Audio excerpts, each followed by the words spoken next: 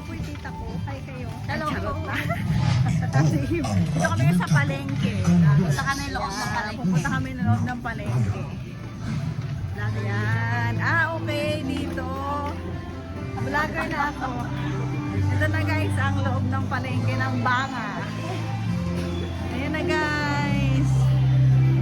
Saan po ang pwesto nyo? Guys, hindi nyo po na papagkaalaman na ang pamilya namin dito ay business-minded. Walang employee, puro business dito pag nasa Kalibo kami. Ayan na siya. Ay, uwi na pala siya, magsasara na. Ay. Sa nanay ni Papa. Malaglag ka dyan, sige siya. Oh, malaglag. Hindi yan, malaglag ka dyan. Wala ka. Ayan. Lagot ka rin eh. Pagkahulog ka dyan. Lagot ka talaga. Akin na pala yun. Ayun. Nasa iyo na pag nahulog ka. Akin na yung ano. Ayan. Dito guys. Ay, sa akin. Ito na. Nakita na namin. Hindi ko malalaman. Hi Lola Bewley. 84 pala Nalinis na. kasi dito eh. Nagawa kasi dito oh. Igay na. Na-engineer na si ano. Salamat na engineer na eh. Wow. Mag-bless kayo. Dalawa na engineer. Wow! Engineer! MG. Ako din ako sa naglalagay din ako ng kande. Ayan na. Ay, dalawa na pala party. Apat pa. Kaya nga marami nang nakalagay. Tsaka yun, yung parang sa Manila style, pag-living. Oo nga, sa ano na. Ayan na.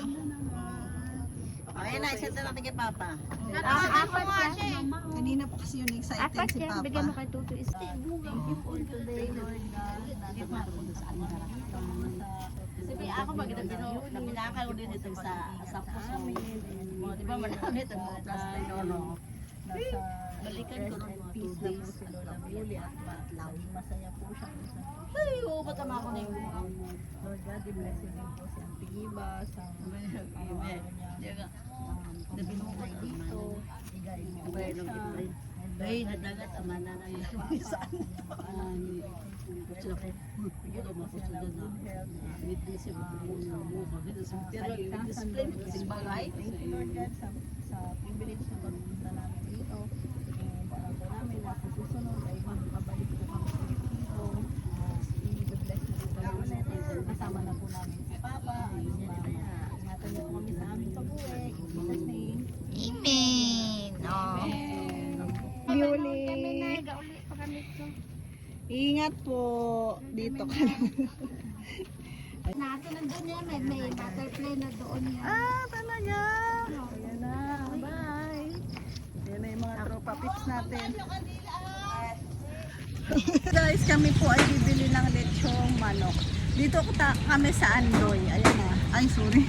Meron kasi talagang history yon. Tinatawanan namin magkakapatid. Kasi yung kapatid ni Papa, pinapabili siya dito sa Andox ng manok. Ang binili niya ay Andoy. Akala namin, joke-joke lang. Pero ito nga talaga, totoo talaga siya. Andito sa kabilang side. Ayan, Andoy. Kasi yun yung Andox.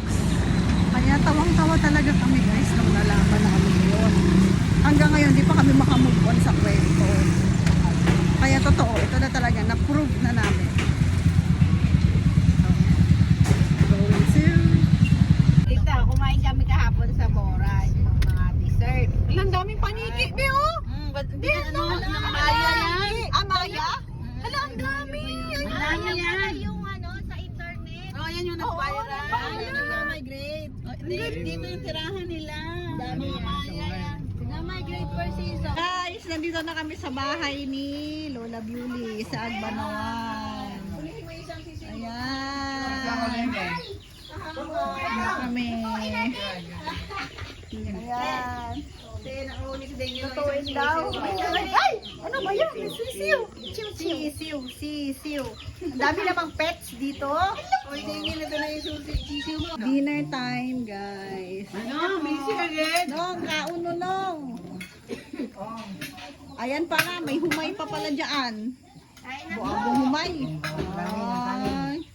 Nice.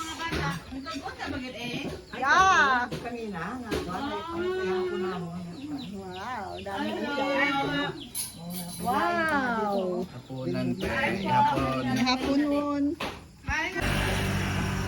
Doon yung bahay namin.